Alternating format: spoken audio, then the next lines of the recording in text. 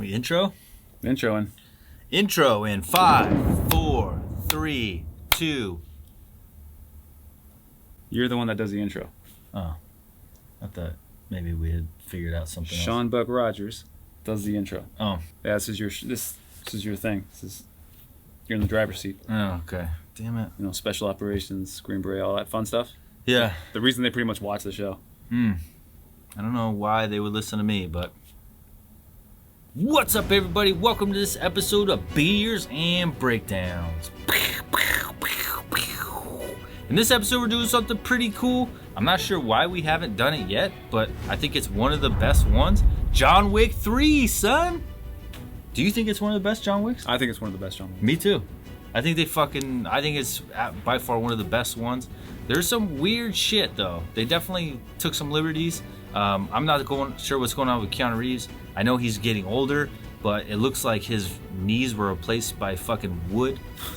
Like he runs like this, like they just strapped his knees to. Like, listen, your knees can't bend this way, so you're gonna have to figure it out. He's gotten a lot older. We understand that this movie was based on a comic book, and the director and the people that make these movies wanted it to look like a different world in comic book. But we're still gonna talk shit about the movie. Let's do this. Let's do it. Oh, teep kick. Oh, that monster. I don't think that counts as a teep move that big. Oh.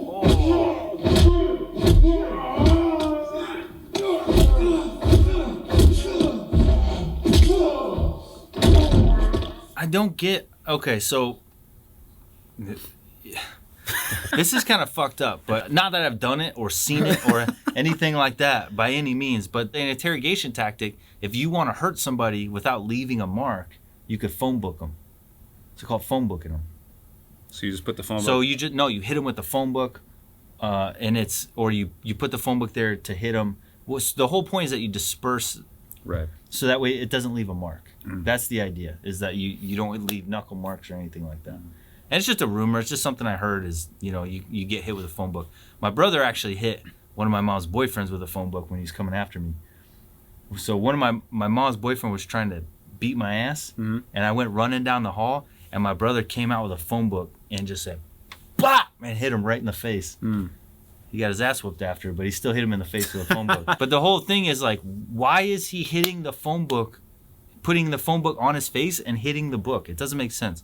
To me, that just would say that, like, you're dispersing the energy from your fist into more surface area of his face, making it hurt less. Like, if I got into a street fight and someone came up to me, instead of punching me in the face, put a phone book on or a book on my face and then punch the book, I'd be like, oh, thanks, man. Like, that's really nice of you to make it hurt less. Like, I didn't think of that. It's like I got my ass kicked and I don't have any marks. Yeah, like, I don't have any marks. I don't have a black eye. This guy was super nice about kicking my ass. The only thing that saves this whole book interaction is when he, like, puts it in his mouth and hits it down to break his jaw and then smashes his neck onto the book. That's fucked up. That's badass. But the whole punching the book itself thing makes no sense to me. Why would you want to disperse? The only argument I could say is maybe he was trying to protect his fist from getting damaged. But if that's the case, it's John Wick. You could do a hammer fist. You could hit him with this side. You could hit him with any side of your fist. Like, yeah. I just don't. Why punch a book? But I do like that this, like, larger than life guy that they were able to find. That's dope for right? the first fight. It's so cool. It's like he's like fucking 7'8" or something. Like, this guy's a monster. It's just a cool scene that right away you'd have to fight someone like that. Yeah. And then he teep kicks a boom when he just goes fucking flying. That's not a teep, man. That's a sledgehammer. I don't know how. Bro, it was like getting hit by a car to get kicked by that dude. Imagine how many toilets this guy clogs. Like, his shits have to be enormous, right? That's what you go. You don't think about that? It's the size. He's of a regular shit. human who does human things, which means that he's got to sit down somewhere and take a shit. He only shit for like every 2 days. Like, he's got his intestines are so long.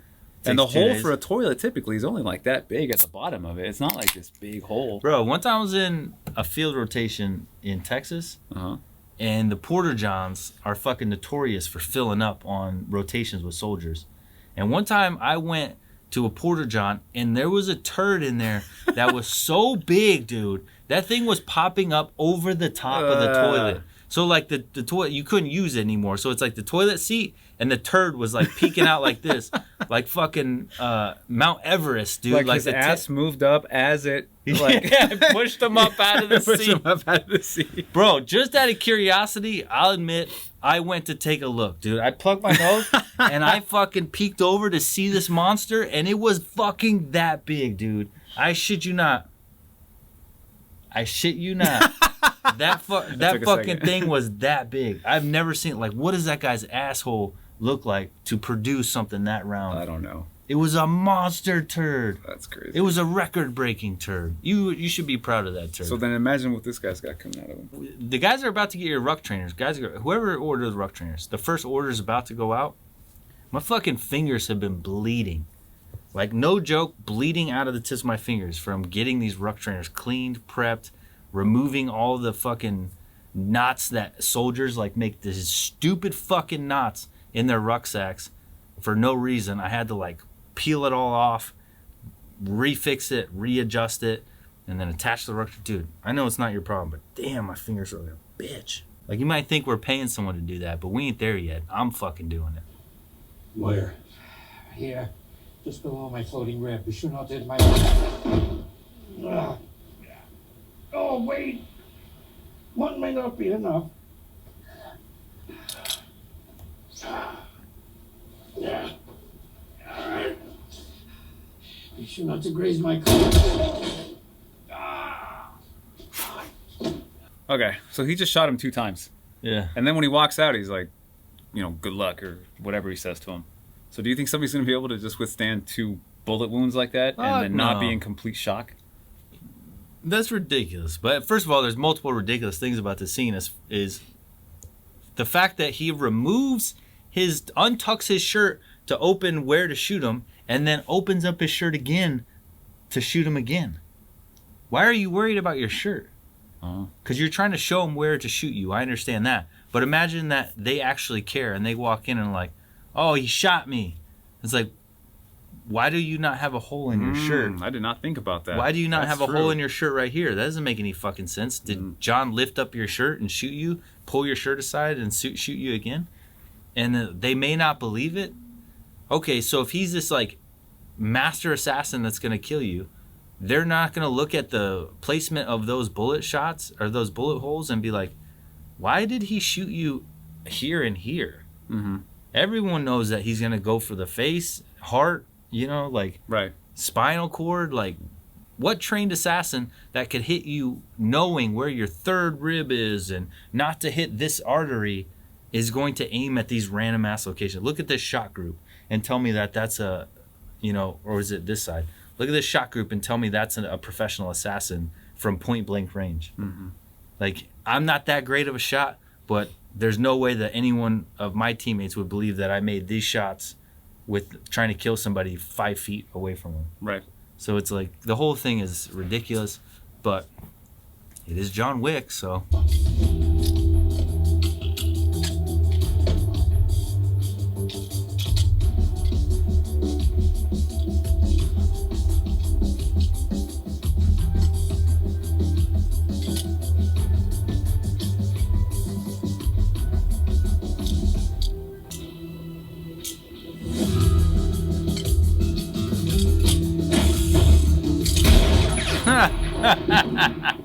So I'm not experienced with revolvers, so let's just throw that out there now. I'm not trying to be a gun expert when it comes to revolvers. I don't know.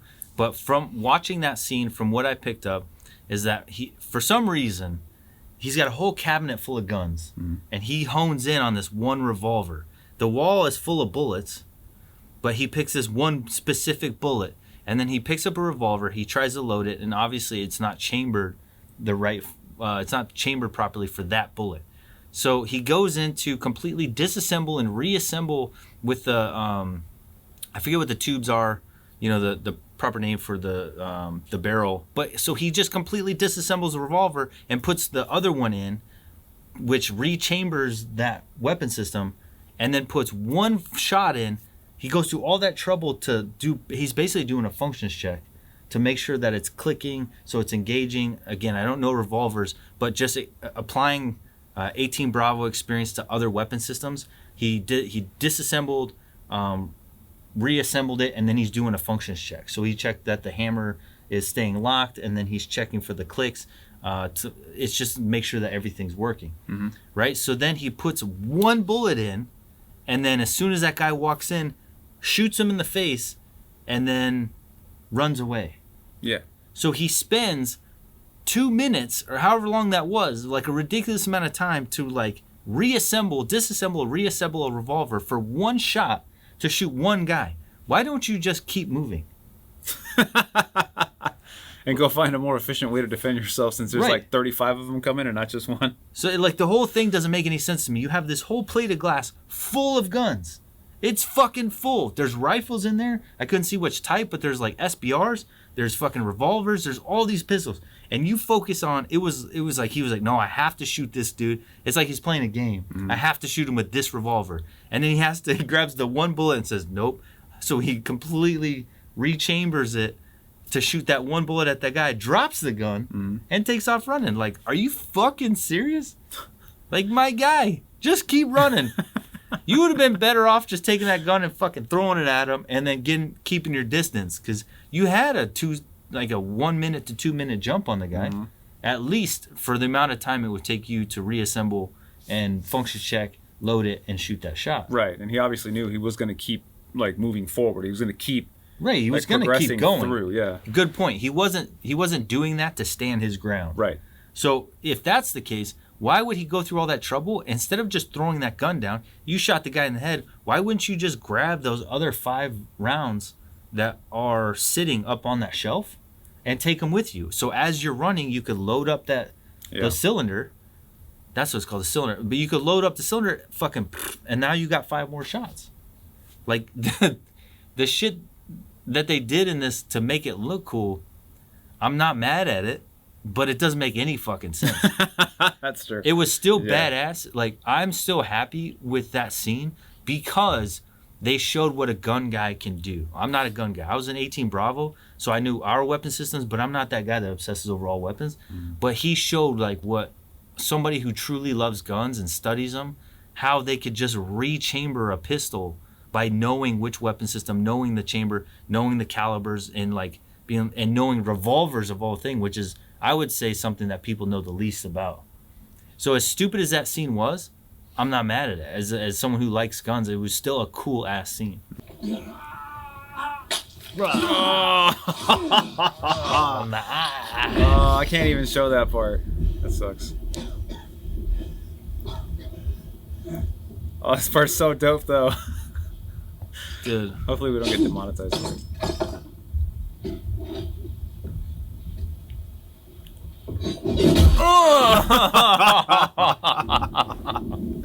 Got him! Oh, it's so dope. Dude, I love that scene. So my point was, number one, that's an absolutely sick scene. It's so cool to watch him Dude, just that do that. hatchet throw was fucking money. There's so many sick scenes in this movie. It's just the way the creative ways they find to kill people is just truly artistic. What I loved most about it was how the guy himself is in focus and John was out of focus. Yeah. So it made it look like a horror movie. It was like Jason. Like they just went straight fucking horror genre. And he picks up the action, like, what is he gonna do with it? And he like takes his time making sure he got and just fucking wham, axes him in the head. I was like, dude, that was badass. Yeah, it's a sick scene. But the overall point for me pointing this part out is that obviously at this point it's become a knife fight. Yeah. Right? So it's a knife fight for the whole back half of that because every assassin that showed up brought one gun. Now, this is the third movie. And even in the first movie, obviously he got out of that life, but he had a very bad reputation, right? Baba Yaga, right? The boogeyman. Mm-hmm. He's clearly a very skilled, very dangerous assassin or opponent for any other assassin. Yet, for whatever reason, every time another assassin tries to kill him, they show up with like one fucking Glock with one magazine, and they think it's going to be enough. And they all die over and over and over again. So somebody needs to send a memo. By the way, if you're going after John Wick, do yourself a favor and at least bring a belt with more ammo, because you're going to need more. Dude, if you're going after an assassin, you would have so many hidden weapons. Like, you would have a knife in your belt, something with some kind of pull tab, or a thumb tag. Like, in SEER school, not Sears School. It was another school that we actually made knives from scratch, and we out of like spoons, and then you bend them, and then you put like a 550 loop on it, so that way you could hide it within your belt, and then if you had to, you just thumb the 550 cord, right, pull on it, and you have a little stab knife. But you wouldn't have to have anything makeshift. But if you're an assassin, you would have top of the line gear, so you would have hidden weapon systems all over your body. So that way, no matter the situation, the increased chances of you having access to a weapon system. Right. So if I have a belt loop knife and something happens, I could get to that one. If that's out of the picture, I'm already going through my primary, my secondary, tertiary. I'm going to have at least 3 weapon systems on my body at any given time. The first one is going to be some kind of hidden, for me personally, would probably be like a suppressed MP5 that would be shoulder slung underneath a coat. And then I would have a pistol, maybe, and then obviously a knife hidden somewhere throughout my body, just depending on how much I want to move.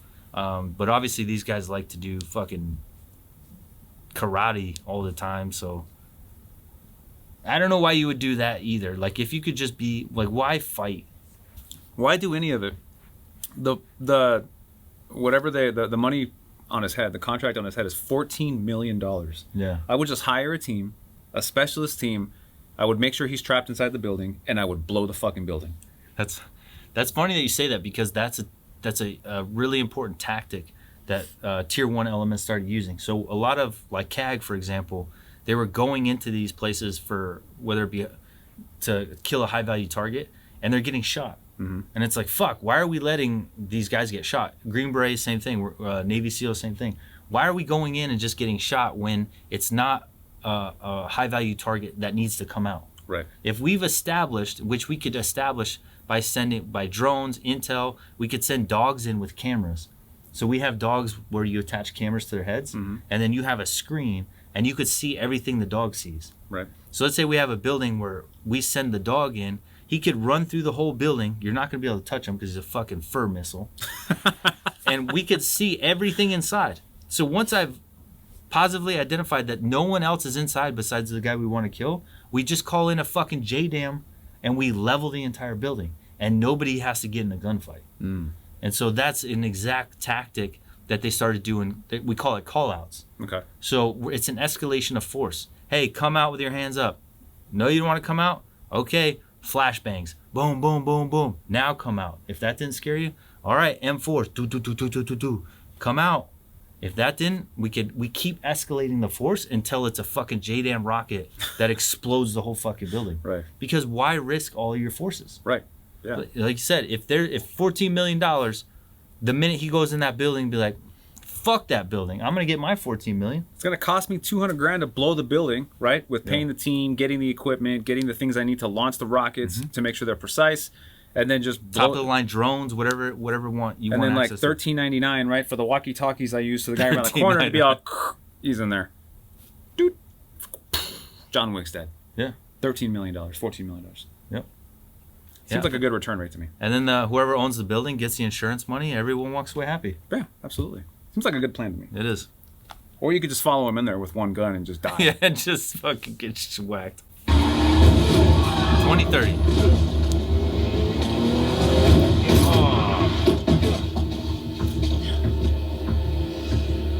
Alright, so that's it. Alright, so every fucking movie, Extraction, I want to call them all out, but it seems like every movie, someone gets hit by a car. And then they just get up and start walking around. And then I said an Extraction because the guy got hit by a car hard as fuck. He went flying. Oh, yeah. And like 30 people were like, I got hit by a car and I was fine. Shut the fuck up. You did not get hit by a car and you were not fine. If you did get hit by a car, you were fucked up. I guarantee there's a million fucking videos of people getting hit by cars and then getting up and walking away. Guess what? They're not fine. Just because they got up and walked away, their adrenaline's pumping. They're fucking going into survival mode. There doesn't mean there's not a shit ton of internal damage that's going to cause them to be dead by the next day. So just because someone gets up and walks away, you don't just get hit by cars. And then in John Wick, they said, it's like they watched a review and they're like, ha, can't get hit by a car? Hold my beer. We're gonna make him get hit by 2 fucking cars. Like, what the fuck? And they were gassing it too. You can hear in the movie that they're stomping on the gas. They're hitting him really hard. So he gets hit by one, he bounces off of another one, and he hits the ground. No broken knees, no broken legs. He's just mad. He's just like, oh, I'm thinking I'm back. It's like, what, dude? If you fucking come at me, if you hit me with a car, like if you open your car door on me in the grocery store, I'm like,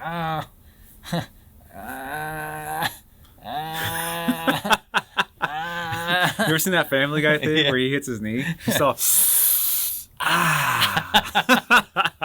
That would be me, bro. You open your car door and hit me in my funny bone, I'm like, you dick. This guy just like, car smash. Gets up, car smash. He's like, just got to get back to the hotel. I'll be fine. That's funny too, because we hit the same point with the second movie where he falls off that second story and he lands on his back, and then somebody in the comments said the same thing. Dude, like multiple people are like, I fell off a second floor and I was fine. I want to tell him like fucking film it and we'll see, but no. Don't say that. Yeah, I don't. We don't want to see you film it. We don't want to see you film it. No. We don't want to see you fall. We just want you to know you're fucking stupid. Yeah, you're not falling off a fucking second story and just miraculously being okay. Is there people that have done it? Yeah, in the fucking snow piles or some shit. Like, does it happen? You got lucky, you know? But this guy is not getting lucky. He's just doing it all the time. He's like a fucking, what are those dummies? The car wreck dummies? Crash test dummies? He's like a crash test dummy. He's getting his fucking ass annihilated and somehow always okay. This shit's ridiculous. I go to jiu-jitsu for a fucking hour and a half and I'm walking around like, a scarecrow. You're 21? Kiana just running like this. Yeah, this guy. Okay. That's what I would do. All right, so this numbnuts is walking around like this. I would do that with this pistol. Are you serious? Granted, he should know a gun, but if I didn't know a gun and I walked in and I want people to think that I know how to use the gun, I would be like this, like anything I've seen on TV, like this, like that, like not even the way it's supposed to. Everything's wrong about what he's doing right now. This elbow being dropped is wrong. That bend in his elbow is wrong. So you guys see what I'm doing? His full extension is wrong. But it looks right. It looks cool from here. So think about this: if we're gonna engage a target with your pistol, if I'm fully extended, I'm committed to where my pistol is pointing. So if somebody, exactly what happens in this movie, John comes up and grabs my pistol because it's fully extended. He's gonna see my pistol first. He grabs it. I can't engage him because I'm already fully extended. So like, let's say somebody pops up to my left. In order for me to engage that person, I have to look, see him, swing all the way around, or pull back and then re-punch back out. So there's no reason you would ever be fully extended like that. First of all, you leave your muzzle out for someone to grab, like happened in this. But also, someone comes up from the left, you have a whole nother motion to get your pistol back in, re-engage, punch out. So the way you do it is it's 1, 2, 3. So first pull is 1, second is 2, 3 is fully extended. You're only going to go to the 3 position when you're ready to fire your weapon system. As soon as you fire your weapon system, you come back to the 2 position. So 1, 2, 3. When you're walking around looking for targets, you're going to be in the 2 position. That way, as soon as I see a target to my left, the shortest movement, I just pivot my body, punch. Come back in, I see someone to my right, I pivot my body, I punch. So that way, I'm always ready to be as quickly as possible with my shift for that 180 degrees. So you never just walk out with your pistol fully out. Doesn't make any sense.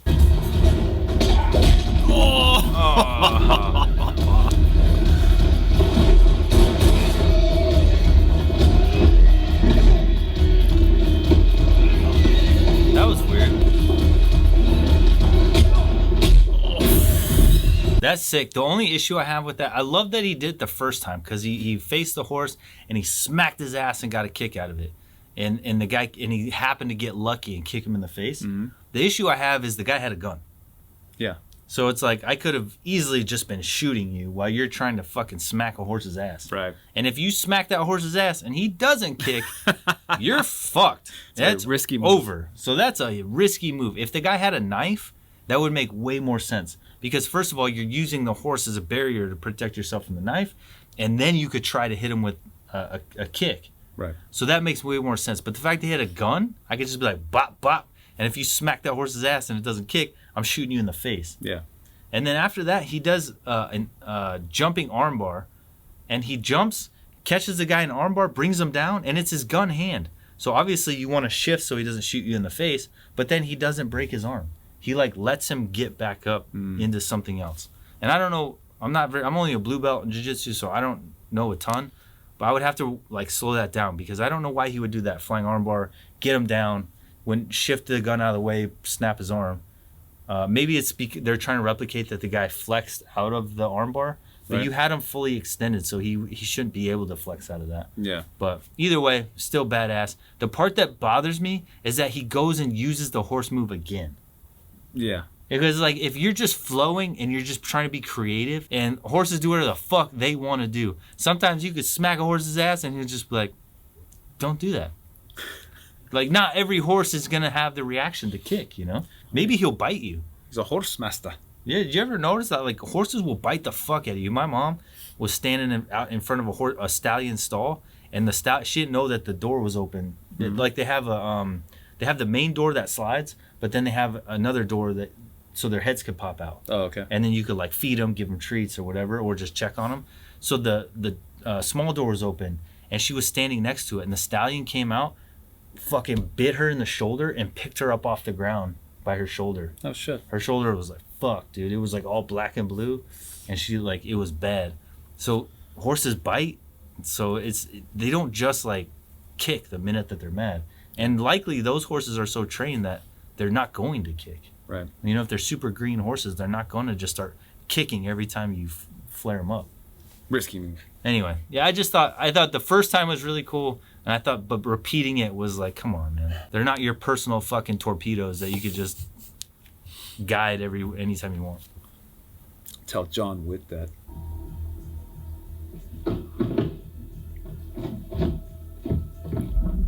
With this Chagani, your ticket is torn.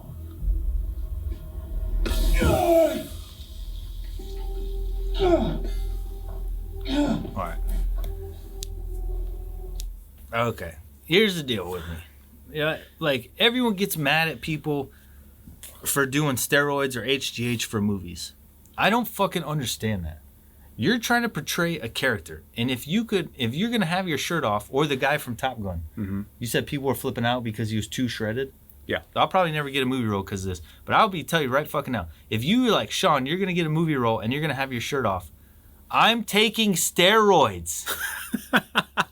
I don't understand why we try to hide it. I don't understand why actors are like, I'm not doing it, or they lie about it or whatever.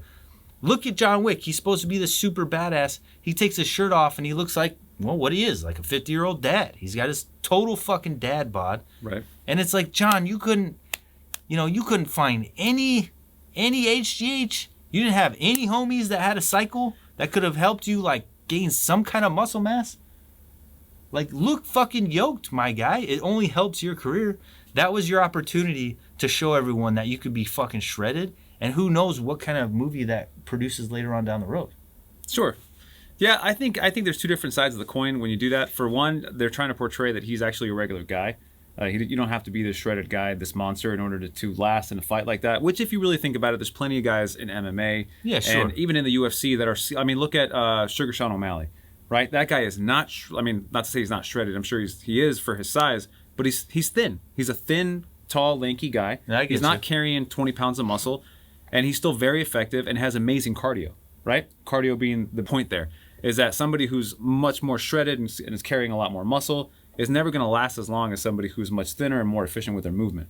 I mean, I'm sure we can agree that that's mostly the case, but that's why I think there's two sides to that coin. That's the only reason I could imagine that they were like, don't worry about it. You don't have to like get. Yeah, and I get that. And I get it's his body. It's his choice. You know? You do whatever you want with your body. That's a weird pause. But at the same time, it's like, I don't, if somebody chooses not to do steroids, 100% fine, dude. Totally fine. If you choose to do steroids, though, I don't understand why people are like, steroids are evil, they're bad. And there's like the best thing we could do is call out an actor for getting too jacked for a role where they're supposed to be jacked. Like Thor clearly used fucking steroids in the last Thor movie. Like his arms are twice the fucking size as they were before. He's huge. Right. There's no way he didn't do. Okay, I will say what pisses me off about Thor is the fact that, or Chris Hemsworth, is the fact that he uses steroids clearly, and then also sells a performance program. Yeah, that that's pisses me off. bullshit. That's a fucking scam, because now you're showing people, oh, you could look like me if you work out like me. It's like, bitch, you got so many fucking doctors pumping you full of shit and watching your blood levels and giving you anything you want to look as fit as possible, but just own it. I'm telling you right now, I would fucking own it. If someone gives me a movie role to even stand in the background as an extra with my shirt off, I'm doing a cycle of juice. I mean, and then there's also Alan Ritchson, who does, he's the guy who plays Jack Reacher in the show version of it, not the movies, obviously that's Tom Cruise, but they came out with a show, I don't know if it's USA or what channel it is, with a Reacher show, and he's jacked. He was also jacked in The Titans, which is an HBO superhero show, and then he claims natural. And, Why? everyone Why do you was do like, that? no, you're not. And I mean, I'm not going to claim to be an expert here on fucking steroids and shit and people working out in the fitness industry, but he's clearly not natural. And he came out like with a YouTube channel because he's so upset that people were accusing him of using steroids. I mean, his explanations didn't make any sense whatsoever. He's saying that he's claiming lifetime natural until very recently, and this video came out a while ago, so I'm quoting something that happened like months and months ago. But he's saying that recently, up until recently, simply because I got older and I needed it for replacement therapy, but not as an additive to, not to supplement what I already have. Meaning he's not trying to go to insane levels of testosterone. He's trying to supplement normal levels of testosterone. I don't understand how people could argue that whether they're natty or not. Just get a fucking blood test. I would get a blood test and shove it in the camera's face. Yeah. Testosterone is like 1,300 when normal range would be anywhere from like 3 to 800. Like, obviously, you're doing steroids. Right. Or even if you are doing steroids, are you doing so little to maintain that it's actually just putting you in normal ranges? Because then it doesn't matter. Like, if I'm taking such low doses of steroids for replacement therapy that I'm at like 800. Yeah. No one's going to bat a fucking eye because a normal 30-year-old or 35-year-old will be at 800. Yeah. So it's not a big deal. But if you go get a test and it's fucking astronomically high, like to me, I don't understand because it's such an easy thing to prove. Right. But I will tell you right now, if I get a roll with my shirt off, I'm fucking juicing, dude. And I'm not going to lie about it. I don't have any reason to lie. Why would they lie? Do they feel like it's going to hurt their career? If they're like, dude, you guys are going to see me fucking 20 pounds heavier and I'm just going to be yoked as fuck. I'm going to watch my diet. I'm going to eat like fucking amazing. I'm going to work out like crazy. And I'm going to juice like a motherfucker. And when the interviews start coming in like, he juiced, I'm going to be like, yeah. And you also have to understand that they're representing a brand. They're representing big organizations. And what I'm getting at is that I don't think it's necessarily always going to be just up to them. I think that there's going to be stipulations on the contract they sign when they get paid a lot of money. They're going to say, listen, you could tarnish the Avengers brand, the clean-cut kid superhero brand, by saying that I did this by doing steroids. It could make it dirty. And I don't think they want to deal with that. So there could be restrictions on actors to not say anything if they want to keep getting roles and keep getting movies and stuff to not say that. Okay, so don't claim natty, though. Sure, yeah. Just be like, ah. That's what I would do. Well, I don't think. Hey, were you on steroids? I'd be like, oh, you're funny. As far as I know, Chris Hemsworth hasn't. He just hasn't said the opposite. And the center app is shady. Like, that's just something you shouldn't do if you know you can't come out and say that you're natty. Yeah. I think that's the big problem. Is like by having an app that shows people how to work out and you're the main person for that app showing your physique as the results and why people would sign up for it, because who doesn't want to fucking look like Thor? That is shady to me, because obviously you're selling it off of your physique alone, and that's just your way of stating I'm natty. And if you guys don't know this is a tangent. Are we going to keep all this, or is this a waste of time? We're going to keep most of it. Okay. So if you guys don't know this, a lot of people do this. There's a lot of people out there, not famous, just people that will get fat bodies on purpose. They'll eat like crazy, get fat bodied, and then they will restrict their diet and take steroids, do a cycle, get huge, and then sell an online workout platform. They'll sell an online workout to you. And they'll say, if you want to look like me, fit to something to shred it in 6 weeks, just buy my program for $199. It's a scam. That's what they do. So they'll just get a cycle. They'll get fat on purpose, cut, cycle, put on a bunch of muscle, and tell you that with that fitness plan for $100 a month or whatever, you can get that too. So it's a common scam. And that's why if Chris Hemsworth is doing it, he's a fucking dickbag to be basically a scam artist, because that's what he's doing. Yeah, you should have just not done that half. Yeah. Or wait till you're done, and then you can be honest about what you got going on. Yep.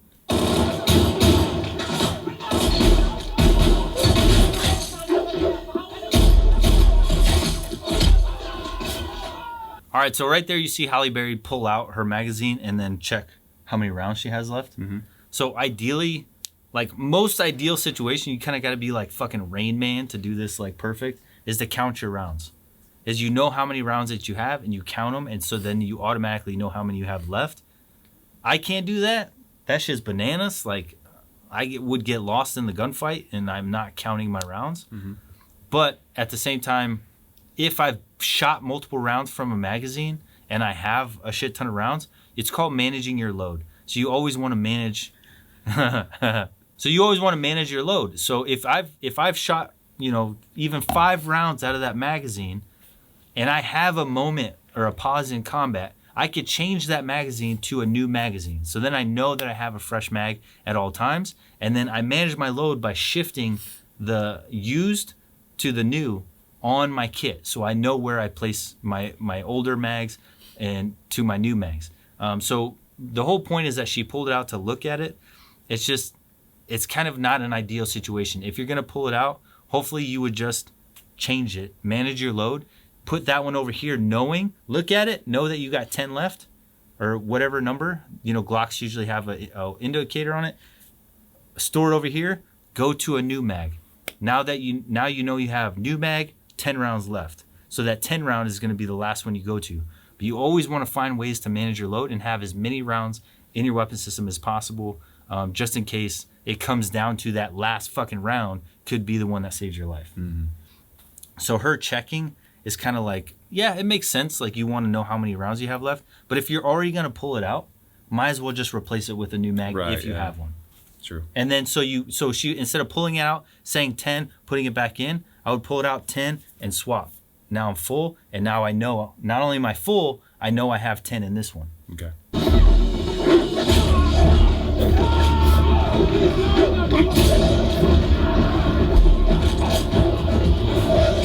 All right, so one of my favorite parts about this movie is that they include the dogs. Yeah. They include the fur missiles. I think that's amazing. Obviously, it's part of special operations is to always have a canine with you because they're such an amazing tool. They're not pets, they're fucking tools, and you use them as tools. The only thing that I don't, and I'm not a canine guy, I'm not a canine handler. You fucking ask Mike Ritland if I'm speaking out of my ass here. But from what I've seen every time we have canine with us, is that they have to be directed. So you can't just leave a dog to just always do his own thing. So if a dog gets a bite, like these dogs get a bite, they'll sit there and fucking gnaw that dude's body, well after. They're not gonna stop and be like, he's dead, and then go hunt for new people. Right. So the only issue I have with the canines is that she kind of lets them loose. First of all, how do they know who's bad guy and who's good guy? So typically for us, we all dress alike. Right. So that way there's no difference for the dog. Like we're always in the same uniform, so they recognize us and they say good guy generally. And we still get bit sometimes. Mm-hmm. They're still, they still can make mistakes. But here you got people, everyone's dressed differently. I don't know how they're telling who's the bad guy, who's the good guy, and she rarely gives any other directions. And that's kind of like, I don't think so. Because typically, like, a dog gets a bite, the canine handlers has to be like, off, mm-hmm. and then redirect him, go. And then, because once he gets that bite, he's going to stick with that bite. That's his, think about it like a toy. Right. To the dog, that's a toy. He got his toy, he wins. Now you're telling him off, now he has to re-engage and find a new toy. He's not just going to say, well, he's not fighting back anymore, so I'm going to leave. Right. So the only issue I have is that realistically, and again, Mike Ritland, correct me if I'm wrong, but realistically, they're not going to just know how to reacquire their own targets. Oh, okay.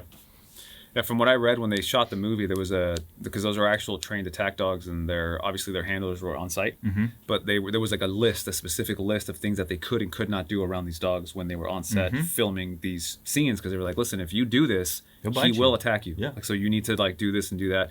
And I remember Halle Berry saying she was really nervous a lot of the times when she was filming the scenes because she had to watch her P's and Q's about what she could and couldn't do. Yeah, because she's not the dog handler. She's a fucking actor. Right. She's acting as she is the dog handler, but they're behind the cameras being like, man, I hope this dog doesn't fuck them up. Right, because that dog knows their handler's scent. Mm-hmm. And so they know their handler. They know their handler's scent. They know the scent of other people. I imagine that they had the dogs. Did they mention the dog spending time with Halle at all? To get to know her scent? They might have. I don't remember the entire... It was like one of those things where it's like a short kind of in like mini documentary into how they shot that, but I don't remember it. But all in all, though, not criticizing, because introducing dogs in this is a ballsy fucking move. Yeah, definitely. Actors could get hurt. I mean, they're animals, and you're unleashing them onto actors who have to have small enough bite things to where it looks normal. Mm-hmm. So the dog could easily get confused and bite the wrong person and bite the actor. So the fact that they introduced the dogs is a huge ballsy move, and it fucking paid off. I've never seen personally so much freedom for the dog. Mm-hmm. Usually you got to be there and be like, off. And then, they can go attack. Once they're on, they're not going to pull off. So let's say we're clearing room, CQB. The dog flows in, gets that guy. The dog's out. Right. The dog's out until... That's why you have a separate handler. The handler's separate. So he's a Green Beret, but he's still in charge of the dogs. So we can keep flowing. He can go get him off, hit his commands and re-unleash him to go find a new target. Okay. So they have their limitations, and they're not just like running around grabbing bad guys. Like, they don't know that. Mm-hmm. They don't know how to be targeting. I wish they could be. That would be fucking amazing. But how are you going to teach them that, Boom,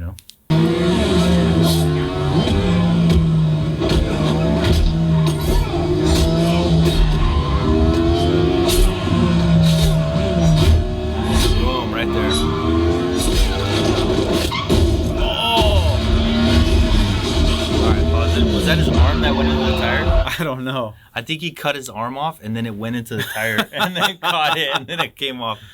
All right, so this scene, I just want to give huge props to Keanu Reeves, because as a motorcycle rider, I've grown up riding dirt bikes. I had a Harley for a long time. I cannot fucking stand when they're in the movies trying to do fight scenes on motorcycles, and they let go to the throttle to shoot. It pisses me off, and so many movies do it. They'll be like, toot, and they'll start shooting with their throttle hand. And I give so much props to Keanu, because he goes to use his throttle hand, and he shifts his left hand to the throttle to continue to throttle. And that is like, it's one of those things where, first of all, Keanu is he rides motorcycles, so he gets it. Right. Yeah, I think he's got his own brand or something. It's called Arch or Archer. I don't know. Andy Stumpf bought one of his. Yeah. So he's got his own motorcycle company, and he's got one. So that's why I think he knew that it would be stupid if he just starts letting go of the throttle. So huge props to Keanu. It's a little thing that probably nobody noticed, but it would piss me off when it's like, how are you moving at 60 miles an hour, shooting somebody with your throttle hand, or whatever the case. So huge props to him. He shifted his left hand, kept the throttle, and then did what he had to do. Start chopping up fucking arms and shit. It was funny too in this scene, because the guy jumped off his motorcycle to his buddy's motorcycle, and then his motorcycle went off and took one of his dudes out. I was like, bro, you just took out your own fucking guy. Like, what's the matter with you? Team. Like, you didn't think that it might go left or right without a fucking rider controlling it? Dumbass. Jerome, would you help set the mood for our new guest? Of course, sir.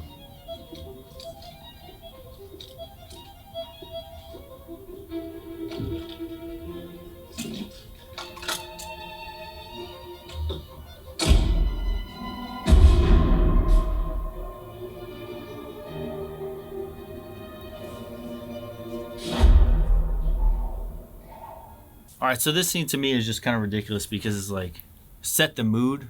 And I get where they're coming from, because they're going lights out and then they're putting on this neon light. I don't know how that's a tactical advantage. Like, wouldn't you just shut them out? Just shut them out. Just shut them out. One side or the other. So if I was on the outside, I would say cut the power to the hotel and let's run nods. So that way we have the advantage. If I was on the inside, I would say let's shut off the power and run nods so we have the advantage. Someone's got to start using fucking nods to their advantage. I don't understand these movies and always wanting to use white light because they think it looks cool with white light shining. White light is always the last fucking option. Like special operations uses white light as little as possible to fucking never. On the 4th of fucking February, bro. Like, we don't use white light. Like, white light is a huge fucking no-no. If you even bump your fucking white light on accident, we call it a white light ND. Negligent discharge. A white light negligent discharge. Oh, wow. And you're a cunt bag. If you bump your fucking white light and send a splash of white light into the room, you're a cunt. That's how bad we view white light. Don't fucking turn it on. Ever. If white light is the fucking enemy. Unless you're just like done, you've already cleared, now you go white lights on, right. The scene is secure. But when you're in a tactical situation, SF guys treat white light like it's fucking the plague, son. You don't use that shit. So if you're on the outside and you're planning an operation on this guy, you're going to say, how do we cut power to the hotel? Let's make sure that we're running nods. Make sure we have our fucking green lasers. Right. You know, and then our IR strobes, our IR fucking floodlights. We run everything in IR, and we don't use fucking white light. It just pisses me off. And then he wants to set the mood by turning off the light, but then leaving light on. Right. So he's still helping them somehow. Still helping them see. I mean, he's also helping himself because they're also not running nods. So. Yeah, so everyone's idiots in this. Right, so everyone's stupid. So you have access to millions of dollars and not one of you motherfucking dickbags has nods. And before you guys say, oh, maybe they're running nods underneath those helmets. No, nothing in this movie showed that they would be, and they didn't give us any type of a view that showed that type of view. So, no. As far as we can tell, they're not running nods. These guys should have had quad nods. It's the best out there. Whatever the best is out there. A white light quad nod, whatever you have. We didn't have quads, but if you have them, you have all this money. You should have the best of the best. You should be fucking cranking off that shit, turning on some quad nods, and John Wick should have a helmet with some quad nods on. Did say they were sending the high table's finest. The high table's finest doesn't have nods. Like our fucking privates at least have monovision. Like fuck's sake, your guys' finest doesn't have any kind of nods? Is that like a So mono is one tube. One tube. And it's a shit show because you don't have depth perception with it. It throws everything off when you could see all this depth with one eye, but then the other is blacked out. It's like, and you have you can't see obviously any to your left. It's fucking terrible. Like PVS, I think they're, what are they, 14, whatever the number is, I forget the names. So it's not 14s, that's what we had, maybe 15s. Our best were PVS 31s. Either way, whatever the monovision is, it fucking sucks, dude. It's terrible. It's basically like you're just grasping at straws, trying to see a little bit of something. That sucks. It sucks. That's why the idea with the quads was that you add peripheral vision with another tube, but then you're adding weight. So what I prefer is PVS 31s that run white hot, so white phosphorus. So instead of seeing green, I see white and black. Okay. And that brings everything from a hazy green kind of like blur to focused. I know exactly what I could see. The downside to that is with the white hot, it burns your eyes out. Like it makes you feel like you're straining your eyes because it's so intense. It's almost like watching the TV in front of your face for like hours on end. Okay. So everything's got its ups and downs. Green is easier on the eyes. It's less straining on your eyes.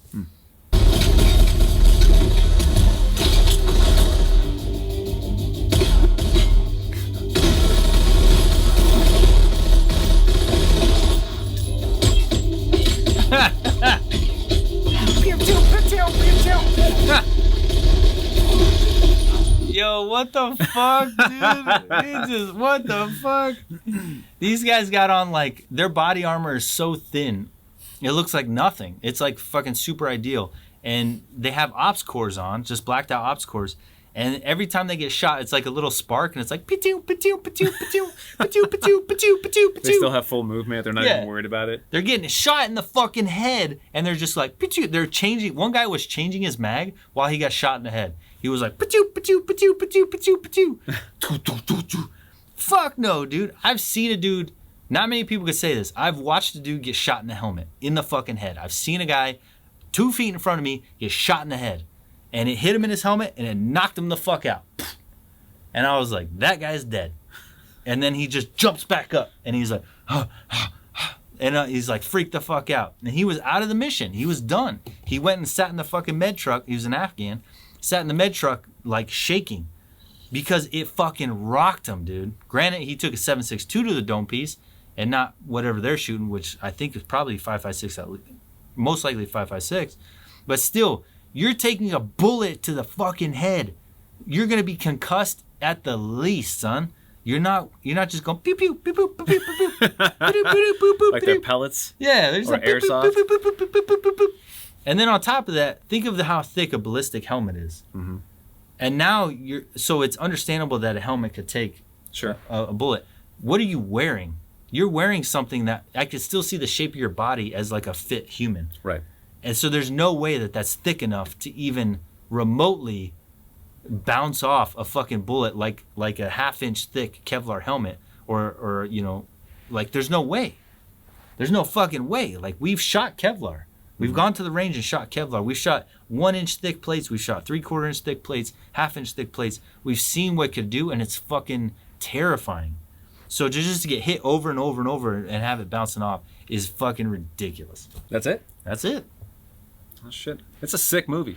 Oh, I love this movie. I movie. loved it. I fucking love this movie. I love anything John Wick. I don't even care what they do from here forward. If they make a movie, I'm watching it. Yeah. And I'm gonna like it. That being said, we're gonna disagree on this. One of the movies that we're gonna watch next is a John Wick ripoff that he thinks succeeded and I think failed miserably, and that's Nobody. I think it's a badass movie. I think Nobody is the fucking worst replication of John Wick that's ever been made. I don't think it's a terrible movie. I'll give you that. I don't think it's a terrible movie, but I think everything about it is so like little kid brother trying to, replicate Big Brother and copy Big Brother and copy John Wick that it's like embarrassing. There's no originality at all whatsoever. And I agree with you to a certain extent. It's clearly a John Wick ripoff. Yes. And I agree with that. There's no way nobody can watch that movie and say this is not a John Wick ripoff.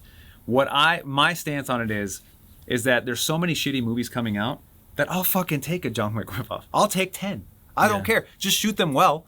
And then I get that. That means that I get 10 John Wicks, even though they're with different storylines and different people that were shot well, as opposed to having to wait for another John Wick because all these other movies that are coming out suck nutsack. That's true. So I'm like, I'll give you that. So they came out with Nobody. I was like, sweet. Yeah, obviously a John Wick ripoff.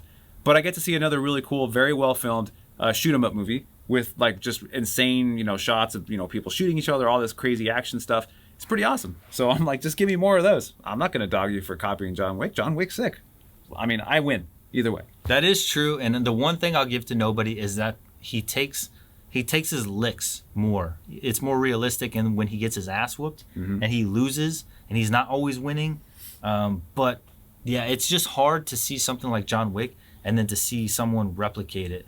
I don't know. I thought it was close. Maybe Nobody 2 is in the works. They are writing it. So maybe they twist it just enough to where it's not so fucking copied. But either way, Nobody is coming next. I hope you guys liked that episode of Beers and Breakdowns. If you like this episode, if you made it this fucking far, you're one of us. You're our people. Most people have clicked off by now. If you've made it this far, give yourself a pat on the back. Buy yourself an FNG Academy shirt because you're one of us and you're one of our people. So do us a favor, hit the like button, hit the subscribe button, send a comment down below, and tell us what movie you want to see, and we will jump on it. Thank you guys so much. Ruck trainers, if they haven't come out by the time this comes out, just know I hope you guys appreciate them. I have done like all the labor myself for you. So that signed card that you get in there is just my thank you to you because I put everything, and Kurt and I and Abel and I, we've put everything into that Ruck trainer. We hope that product helps you. Thank you guys so much. We got boots coming soon. We got the mentor program out. We are doing everything for you to help you get selected and to prepare you for special operations. No one, I mean no one, is doing more for SF candidates than these fucking guys right here. We'll see you guys on the next one.